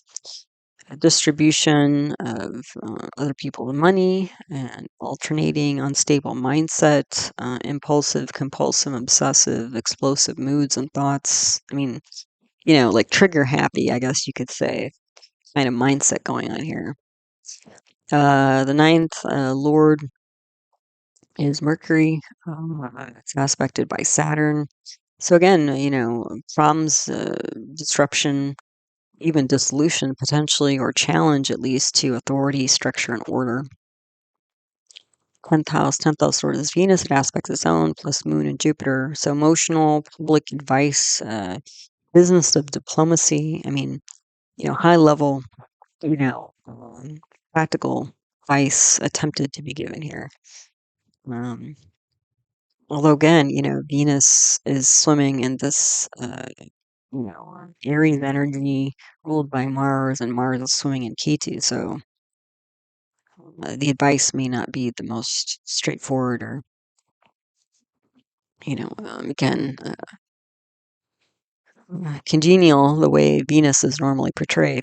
Then the 11th house Lord is Mars, an aspect his own house. That'll make it strong, but also, again, erratic. And this, again, relates to income, but also leading groups. So again, clubs, different clubs and groups, society groups of people are agitated. And also, the 4th house of home is ruled by Mars as well. So people, public, just general society, there's agitation out there. 12th house Lord is Jupiter, aspects his own sign, but it's combust. And then we have Saturn, Sun, Mercury also aspecting here. So this is like structuring overseas talks and news that's going on here. And there may not, again, at least at this point, be getting a lot of traction to move that forward. Especially you can see Mercury's going to move out of there in a couple days, and then you're going to lose the strength of the 6th house. Jupiter's going to be combust through, I believe it's June 9th, and it's going to stay in Ardra through, I think it's August, beginning of August. So Jupiter, again, planet representing law and justice, is going to be stormy for a while. And Sun will be through here. Sun's going to start, Sun's almost there in a couple days. Sun's going to be in Ardra as well. So that means, stormingness, coming to governments and leaders, heads of state as well. So things might be getting, and then Mars is going to cross K2. So even though, again, there's some attempt to ameliorate the situation, it looks like things probably are leaning towards more tension in immediate days going forward. Okay, so now we're going to look at the subdivisional charts, also known as the amshas or the subzodiacs, to see what we see there. Okay, so so if you're not familiar, these subzodiacs or amshas, subdivisional charts, all different names for the same thing. These are derived by slicing and dicing the main chart, the different constellations, houses, into smaller and smaller pieces. And so these charts are kind of like, again, charts of each house, more or less. But they're like to 60 of these subdivisional charts. So they don't all match, one per one with the main chart. But for the most part, these charts are used for timing. See what direction things are going. Because when we run dasha periods, that essentially tells us which planets are more influential or kind of active at the particular times. So I wrote up here at the top the dasha period, K2 Rahu, Saturn, Venus, and that's switching to K2 Rahu, Mercury on July 22nd. So in all these subcharts, those are the planets I've circled, so you can see where they land and if they're, in positive, negative houses and what's influencing them. So these subzodiacs or amshas are typically not analyzed on their own. You can get some additional information, but again, it's mostly about timing, and you always want to integrate what you get from these amshas into the natal chart. Okay, so starting off with relationships, the top chart here is the Vamsha D9 for spouse and partnerships, and the second one's the Drakana D3 for siblings. So you can see in the D9 partnerships, which isn't too surprising, like Rahu, Saturn, Mercury are not well placed. So a lot of challenge to relationships. At least Mercury is swa, so there's some strength there, some protection. Sorry.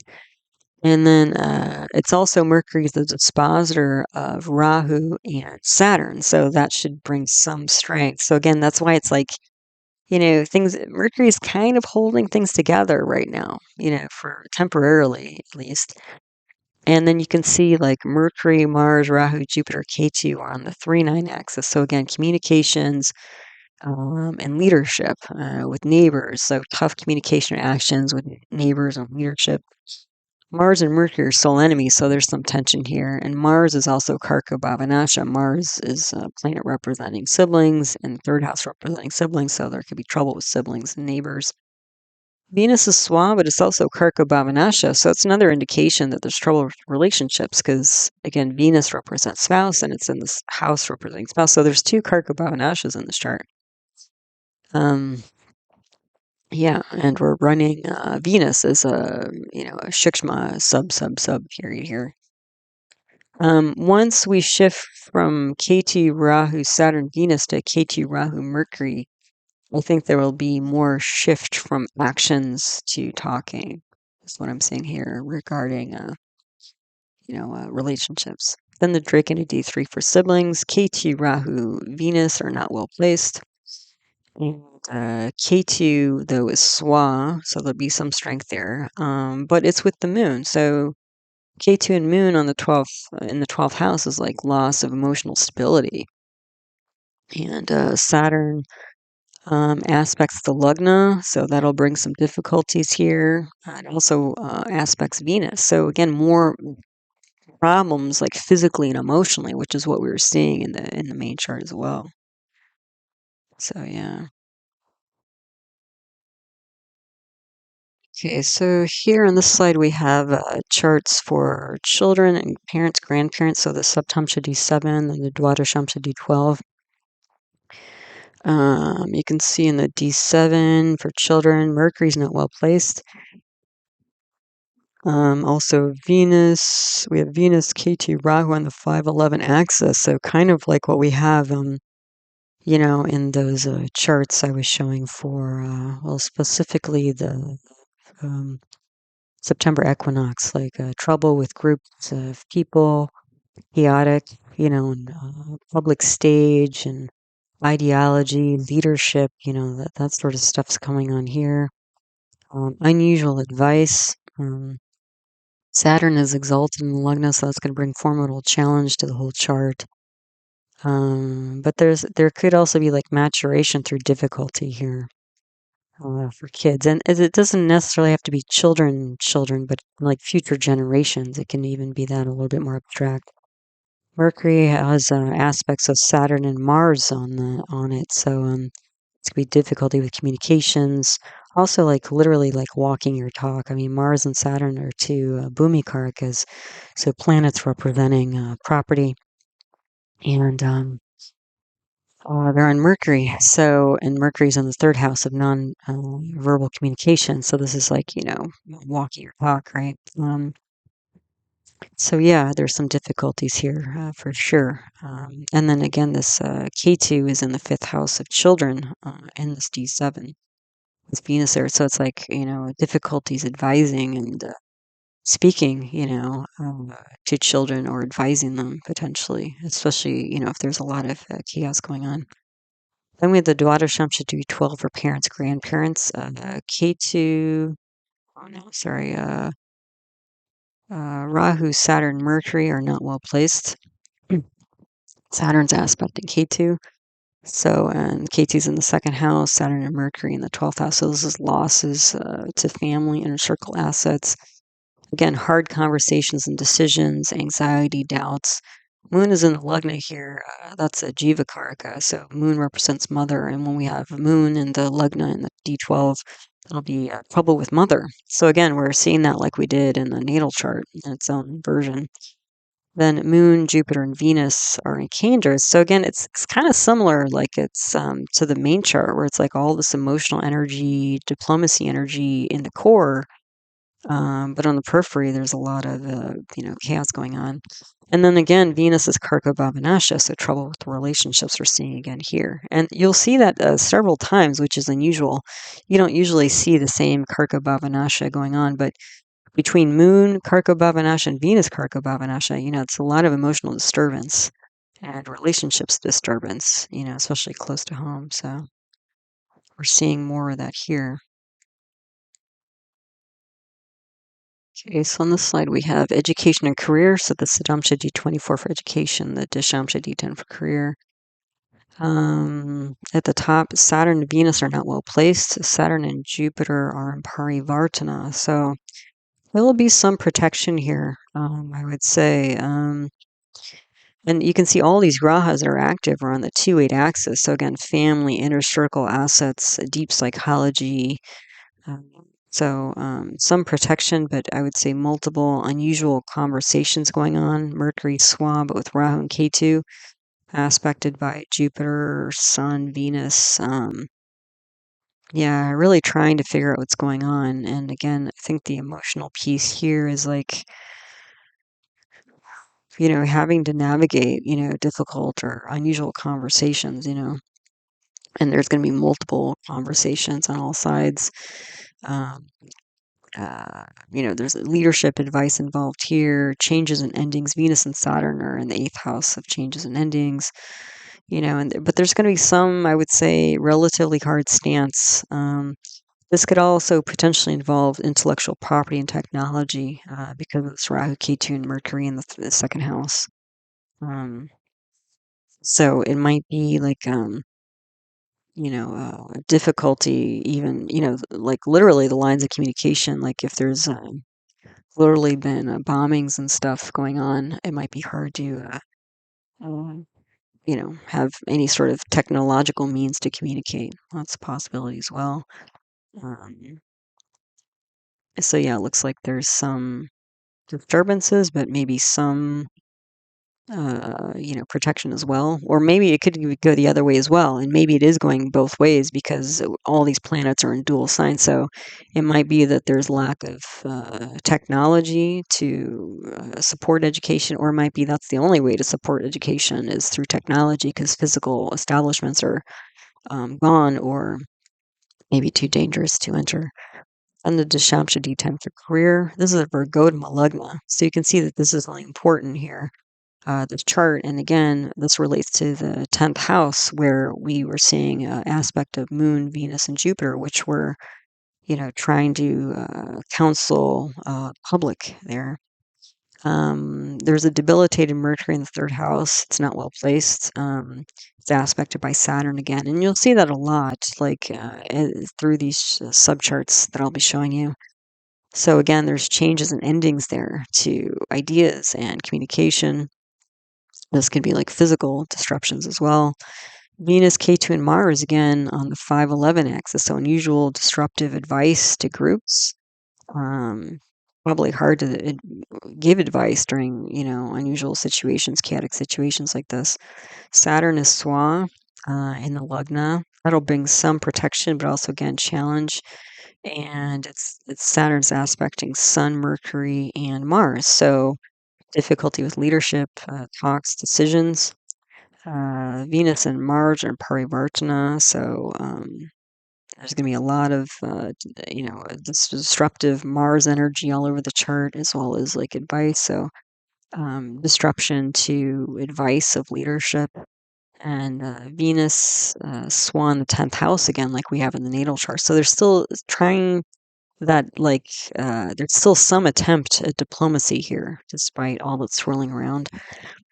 And the thing is, the Mercury is also Swa through aspect in the 9th house. So again, some sort of attempt for practical sorting by authorities here, government leadership, that sort of thing.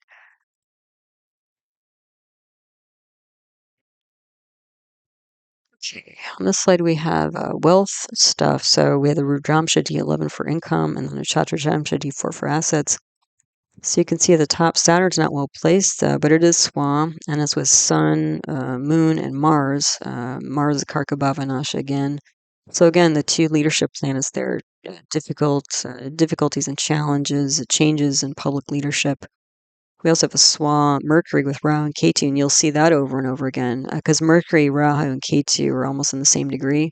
So when you, again, slice and dice up the natal chart into smaller pieces, they'll still end up together a lot of the time in these smaller charts.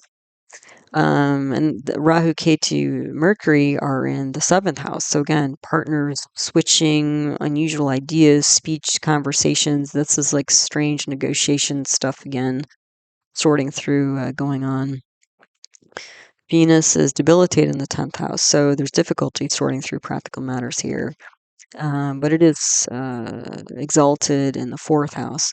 So again, there's emotional protection of home, happiness, mother, past lineage, that sort of thing. Jupiter's also debilitated. So the two counseling planets are debilitated, and Saturn's debilitated in the fifth house of counseling. So again, good advice, hard to come by right now. It might just be too chaotic to have that come through. Then the Chadar Tamsha D4 for assets. Rahu, Saturn, Mercury are not well placed. And then Mercury's debilitated, but niccha bhanga in the 12th house. Mercury and Jupiter, there's a parivartana, so a lot of talk and discussion and education, news potentially. Rahu is with a swa, has a swa disposer of Mars, so there's some protection here of Rahu.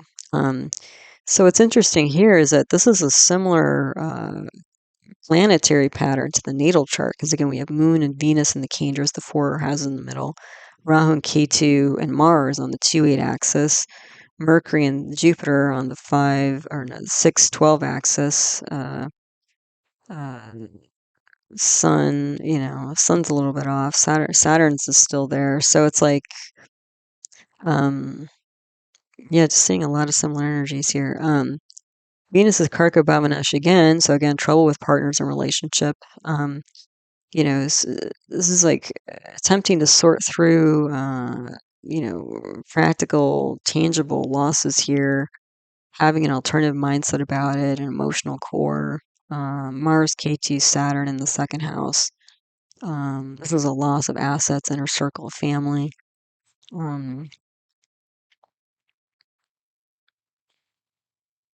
Yeah, it's just really a tough spot to be in.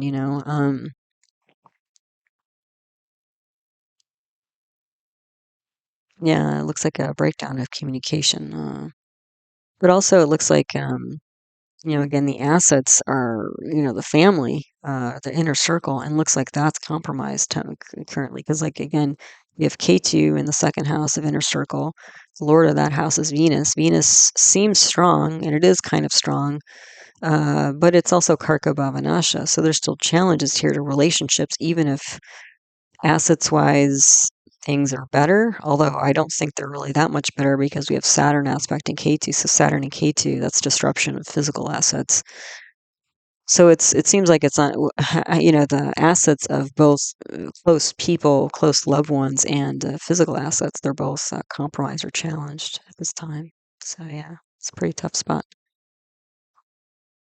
Okay, so on this slide we have health stuff. So at the top, the Tajik Shishtamcha D6 for acute issues. Then in the middle, Tajik Ashtamamsha D8 for chronic issues. Then the Bhamsha D27 for strength and resilience overall. At the top, Saturn's not well placed. We have a Swan Mercury with Rahu at Ketu. Again, that's in the 10th house this time. So there's some protection here. There's also parivartana between Sun and Venus. So that'll protect Venus to some degree and Sun to some degree. So again, there's some protection around unusual ideas and decisions, talk, negotiation going on.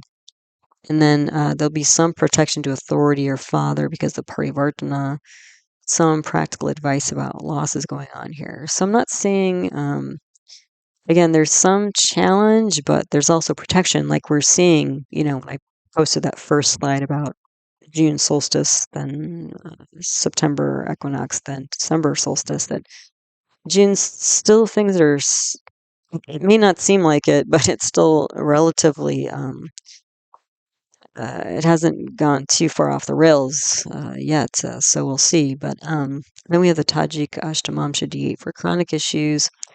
Saturn and Venus are not well placed, but Saturn is bhanga, or sorry, Venus is bhanga, niccha bhanga here, because Venus is debilitated. Mercury is also debilitated, but it is bhanga as well. So there's some shoring up here of things, but there's leadership in sorting through practical matters. Again, neighbors and siblings, changes and endings. Again, we're seeing kind of the same stuff over and over again. Then Rahu and Ketu at the top here. So there's some unusual, hard to kind of diagnose or predict what may be going on here in terms of long-term changes. But we're seeing that in both the D6 and the D8, Saturn's in a negative house. So, again, that's probably property, but also in the D8, we're having Venus in a negative house, debilitated. So this is also, again, loss of loved ones, or relationships, which we've been seeing that over and over again. Then the Bamsha D27, strength and resilience, Ketu, Rahu, Venus not well placed. And again, these are the main planetary periods. So, this can be, again, and Jupiter's in the mix there, Mars in the mix there. So it's like losses through enemies, expenditures, weird, strange advice. We have Saturn aspecting Moon as well. So you can see the two emotional planets, Moon and Venus, are compromised here. And Moon is karaka, bhava, nashaya again. So difficulties with mother, home, happiness. What else? Rahu and Venus are soul enemies. So you can see this. You can see that at each stage, like acute issues, there's challenge. DA chronic issues, there's more challenge. Strength and resilience. You can see this is going to be a long haul because the two main periods, Ketu and Rahu, are in negative houses. So yeah, this is really zapping strength from the person or the chart at this time period here. Okay, then on this slide, we have the Panchamsha D5 for innate spirituality and the Vimshamsha D20 for formal worship. So at the top here, Rahu's not well placed, but we have a parivartana with Moon and Venus. So again, very emotional. And these are in the third house and the fifth house. So, emotional advice, counseling. This is a way to by tapping into one's innate spirituality is the way to, I think, soothe, the agitated emotions going on here through all this chaos. Mercury at Swa. There's a lot of Swa planets. So this is very strong, actually, D5. So, if there's kind of like any sort of advice sort of coming through all these charts, it's to really rely heavily on the innate spirituality. And maybe even formal worship. We'll take a look at that as well. But this one seems even stronger to me, the innate spirituality. So you can see Mercury is Swa, Jupiter is Swa, Moon is Swa, Venus is Swa through parivartana, Ketu Swa. So we have 5 Swa planets out of 9. And then Saturn, the dispositor, is a Swa Jupiter. So that'll make Saturn strong. Rahu and what is it? Rahu is in a sign of Venus, so that's Swa through Parivartana. And then Mars and Sun are both in signs of Saturn, which isn't strong, but its dispositor Jupiter is. So there's strength here in this chart, quite a bit, actually. And Mars is also exalted. Yeah, so there's strength in this chart, quite a bit of it. Saturn does aspect its own sign, and the Sun in the 12th house. That's also interesting because Saturn can indicate like isolation, and the 12th house can indicate places of isolation. And Sun is there. Sun can represent like temple or mosque or ashram, some place, kind of religious place of worship. So it may be that if that's part of the innate spirituality, that may be a way to go. Taking time off or time away or stepping away from being in the center of the storm, or maybe that is the center. That's the eye of the storm, sort of um, a safe haven, in the middle of all this chaos going on. Then, yeah, so I was saying as part of that, yeah, meditation or isolated place of worship as part of the innate spirituality. And that, it might not be like a formal place like a temple or mosque, but it might be, nature, or some, uh, uh, you know, you know, personal isolated place that nobody else knows about. Maybe that's the place to go just to get your bearings and regain balance and some settled emotions, Then we have the Vim Shamta D20 for formal worship here. Mercury's not well placed. But we have let's see, Saturn. Okay, Saturn and Jupiter are in parivartana. That'll make them stronger. And let's see, Saturn on. Oh, we have a Venus karako bhavanasha again. So there could be troubles here. And Ketu and Rahu, are going to bring unusual troubles to relationship and partnerships here. Unusual disruptions to partnerships. In the second house, we have bhanga, Jupiter, and Swa, Saturn. So again, this could be a traditional spiritual religious family involved here. This D20 is not nearly as strong as a D5. So it might be that the current situation is causing problems to engage with formal worship, but it just seems in general like, again, if this was a person chart we were looking at, they're going to be much more helped and sort of internally, personally rebalanced by following their innate kind of spiritual leanings, wherever that might be. Yeah, because it looks like even though most of these planets are in positive houses, again, Saturn is in a sign of Jupiter, and Jupiter's debilitated. They're both stronger because they're parivartana, but it's not going to bring Saturn up completely. And again, Venus is with, 3 malefic planets on Venus.